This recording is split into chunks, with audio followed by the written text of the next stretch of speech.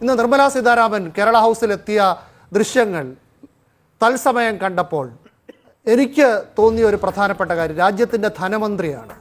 അവർ വരുന്ന വാഹനമാണ് കാണുന്നത്. 10-12 ലക്ഷം മാത്രം വിലയുള്ള മാരുതിയുടെ സിയാസ് കാറിലാണ് രാജ്യത്തിൻ്റെ ധനമന്ത്രി വരുന്നത്. എന്തോ കുത്തി പറയുന്ന പോലെ എനിക്ക് ഫീൽ ചെയ്യുന്നുണ്ട് കേട്ടോ. ദില്ലിയിൽ പോകുമ്പോൾ നമുക്കെല്ലാം അറിയാം, കേന്ദ്ര ക്യാബിനറ്റ് മന്ത്രിമാരിൽ മിക്കവാറും എല്ലാവരും ഇതുപോലെയുള്ള വാഹനങ്ങളാണ് ഉപയോഗിക്കുന്നത്. പ്രധാനമന്ത്രിക്കും ആഭ്യന്തരമന്ത്രിക്കും തീർച്ചയായും പ്രതിരോധ മന്ത്രിക്കും അതിൽ നിന്ന് വ്യത്യസ്തമായ വാഹനങ്ങൾ ഉണ്ടാവാം. അതുകൊണ്ട് ഇപ്പം എന്താ? ചുമ്മാ ഇതാണ് എല്ലാ ക്യാബിനറ്റ് മന്ത്രിമാരുടെയും വാഹനം. കേരളത്തിലൊന്ന് ആലോചിച്ച് നോക്കൂ. മുനിസിപ്പാലിറ്റിയുടെ അധ്യക്ഷന്മാർ മുതൽ സർവ്വ കോർപ്പറേഷൻ്റെയും ബോർഡിൻ്റെയും അധ്യക്ഷന്മാർ മുതൽ സംസ്ഥാനത്തെ മന്ത്രിമാർ വരെ 30-35 ലക്ഷം, ഇതിൻ്റെ 3 ഇരട്ടി വിലയുള്ള ഇന്നോവ കാറുകളിൽ, ഇതിൻ്റെ 3 ഇരട്ടി പരിപാലന ചെലവുള്ള വണ്ടികളിൽ സഞ്ചരിക്കുന്നു. പിന്നീട് വരെ അവസരം കിട്ടിയില്ല. ഇനി മന്ത്രിമാർ കഴിഞ്ഞ് അവരുടെ പ്രൈവറ്റ് സെക്രട്ടറിമാർ വരെ ഇതുപോലെയുള്ള വാഹനങ്ങളിലാണ് സഞ്ചരിക്കുന്നത്. സത്യം പറയാലോ, ഒരു മാസം തട്ടി മുട്ടി ജീവിച്ചു പോണെങ്കിൽ തന്നെ ഒരു 1.5 കോടി രൂപ വേണം. ചില മാസങ്ങളിൽ 2 വരെ പോവും. അതേത് മാസം? ഏപ്രിൽ. ഇത്തവണത്തെ ബജറ്റിലും പുതിയ വാഹനങ്ങൾ വാങ്ങാൻ 100 കോടി നമ്മുടെ ധനമന്ത്രി മാറ്റിവെച്ചിട്ടുമുണ്ട്. അവർക്ക് മുന്നിലാണ്. ദില്ലിയിൽ കേരള ഹൗസിൽ തന്നെ 2 വാഹനങ്ങൾ മാറ്റിയിട്ടിരിക്കുകയാണ്. മുഖ്യമന്ത്രിക്കും ഗവർണർക്കും മാത്രം ഉപയോഗിക്കാൻ വില കൂടിയ വാഹനങ്ങൾ. അവരില്ലാത്തപ്പോൾ മൂടിയിട്ടിരിക്കും. കേരള ഹൗസിൽ ചെല്ലുന്നവർക്ക് കാണാം. പട്ടിയുടെ വാല് 12 കാലം കൊള്ളിട്ടിട്ട് എന്താ കാര്യം? പട്ടിക്ക് കൂടി തോന്നണ്ടേ അത് നിവർത്തിയെടുക്കണമെന്ന്? കഷ്ടം. ഈ പുട്ടിൻ്റെയും കടലിനെയും കണക്ക് പറഞ്ഞ തോമസ് മാഷിന് അവിടെയും ഇവിടെയും ഒക്കെ ഇതുപോലെയുള്ള വാഹനമുണ്ട്, അതിനുള്ള ചെലവുമുണ്ട്. പക്ഷേ രാജ്യത്തിൻ്റെ ധനമന്ത്രി വരുന്ന വാഹനം ഇതാണെന്ന് കേരളത്തിലെ ഈ ഇന്നോവയ്ക്ക് കൊതിച്ചിരിക്കുന്ന IAS-കാർക്ക് IPS-കാർക്ക് സർവീസിൽ കയറുമ്പോൾ മുതൽ ഇത് വേണം. പ്രതിഫലം കൂട്ടുന്നു എന്ന് എല്ലാവർക്കും പരാതിയാണല്ലോ. ഇത് പറയുന്നവന്മാര് വിചാരിച്ചാൽ ഇറ്റാലിയൻ മാർബിളിന്റെയും സ്കോച്ച് വിസ്കിയുടെയും വില കുറയ്ക്കാൻ പറ്റുമോ?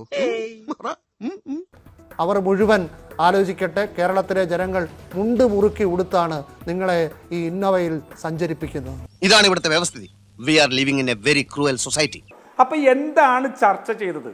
പ്രത്യേകിച്ച് ഇന്ന് വീണ വിജയൻ SFIയോട് അന്വേഷണം നേരിട്ടുകൊണ്ടിരിക്കുന്ന സമയത്ത് ആ SFIO മിനിസ്ട്രി ഓഫ് കോർപ്പറേറ്റ് അഫയേഴ്സിന്റെ ഇതിനകത്താണ്.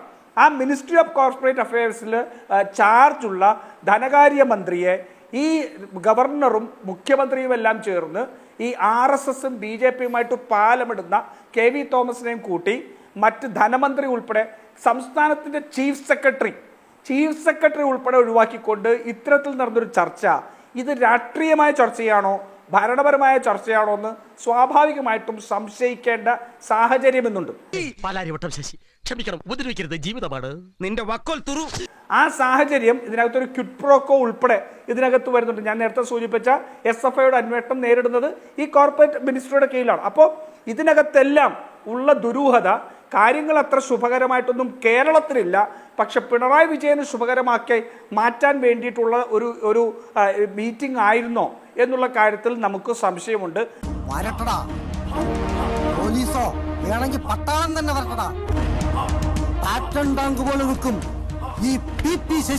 ആ ചർച്ച മറ്റെന്തോ ലക്ഷ്യം വെച്ചായിരുന്നു എന്ന് ന്യായമായും സംശയിക്കേണ്ടി വരും. പുറത്തിറങ്ങാൻ പറ്റാത്ത സ്ഥിതിയായല്ലോ ഈശ്വര.